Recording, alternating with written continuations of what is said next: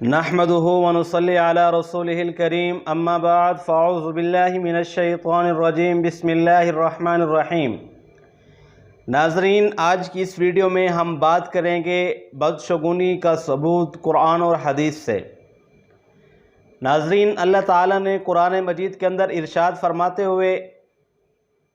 پارہ نمبر 9 آیت نمبر 129 کے اندر فرماتے ہیں وَلَقَدْ أَخَذْنَا آلَ فِرْعَوْنَ بِالسِّنِينَ وَنَقْصٍ مِّنَ الثَّمَرَاتِ لَعَلَّهُمْ يَذَّكَّرُونَ۔ آگے اس پوری آیت کے اندر جس کا ترجمہ یہ ہے کہ ہم نے آل فرعون کو قحط سالی اور پھلوں کی کم پیداوار کے اندر مبتلا کیا تاکہ یہ لوگ نصیحت حاصل کریں۔ آگے پھر فرمایا کہ اگر ان کو کوئی فائدہ، دنیاوی فائدہ، نفع ہوتا تو یہ سمجھتے کہ ہم نے محنت کی، ہماری وجہ سے یہ ملنا ہی تھا ہمیں،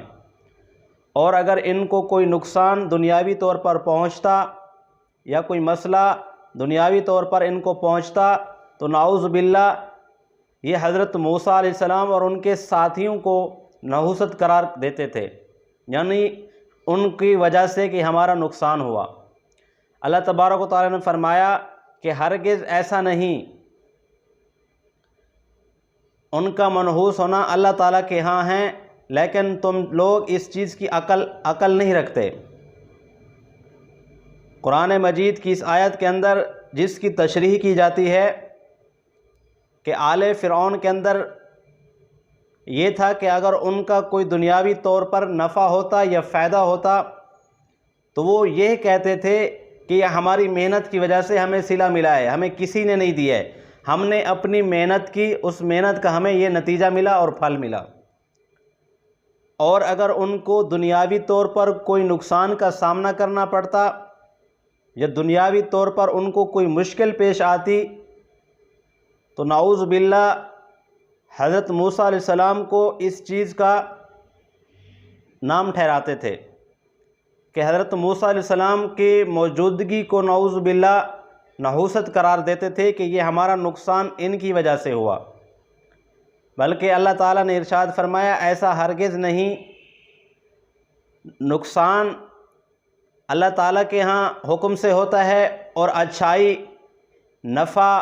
فائدہ یہ بھی اللہ تعالیٰ کے حکم سے ہوتا ہے، یعنی تمام خیر و شر کے اسباب اللہ تعالیٰ ہی کے پاس ہیں۔ تو ناظرین، ان قرآن مجید کی آیتوں سے صاف پتہ چلتا ہے کہ انبیاء اور رسل جیسی برگزیدہ ہستیاں جن کو کفار اور مشرکین نے نحوست قرار دیتے ہوئے ٹھہراتے ہیں کہ ان کے وجود کو نعوذ باللہ نحوست قرار دیتے ہیں، اس کی بنیادی وجہ یہی تھی کہ انبیاء اور رسل اپنی قوموں کو جہلیت سے، قوم پرستی سے، بت پرستی سے نکالنا چاہتے تھے، دنیا کے دھوکے باز اور فراڈیوں سے نکالنا چاہتے تھے، روشنی کے اندر ان کو لانا چاہتے تھے، سیدھی راہ کی طرف ان کو لانا چاہتے تھے، مگر وہ لوگ اپنی ان عادتوں سے تائب ہونے والے نہیں تھے، جس وجہ سے یہ حضرت موسیٰ علیہ السلام کو نعوذ باللہ ان کے ساتھیوں کو منحوس قرار دیتے تھے۔ تو ناظرین، یہ ہو گیا قرآن سے اور حدیث سے اس کا ثبوت۔ حضرت عبداللہ بن مسعود رضی اللہ تعالیٰ عنہ فرماتے ہیں کہ آپ صلی اللہ علیہ وسلم نے فرمایا بدشگونی شرک ہے، بدشگونی شرک ہے، بدشگونی شرک ہے، 3 مرتبہ ارشاد فرمایا۔ اگر ہم میں سے کسی کے دل میں بدشگونی پیدا ہو جائے تو اللہ پر توکل اور بھروسہ کرنا چاہیے، اللہ تعالیٰ اس چیز سے دور فرما دیتے ہیں۔ اور دوسری روایت کے اندر حضرت عمران رضی اللہ تعالی عنہ سے روایت ہے کہ وہ فرماتے ہیں کہ آپ صلی اللہ علیہ وسلم نے فرمایا کہ جس نے فال نکالی یا کسی کے لیے نکلوائی، یا جس نے کسی کے لیے کہانت کیا یا اپنے لیے کہانت کرائی، اور تیسری بات اگر کسی نے جادو کیا یا کسی دوسرے کے لیے کرایا، ان کا تعلق ہم سے نہیں، نہ ہمارا تعلق ان سے ہے۔ اور اگر کوئی ایسے لوگ ان لوگوں کے پاس جاتے ہیں، ان کی باتوں کو تسلیم کرتے ہیں، تو گویا وہ کفر کرتے ہیں اس چیز کے ساتھ جو آپ صلی اللہ علیہ وسلم پر نازل کیا گیا۔ اور تیسری روایت انس بن مالک رضی اللہ تعالیٰ عنہ کی روایت ہے کہ وہ فرماتے ہیں کہ آپ صلی اللہ علیہ وسلم نے فرمایا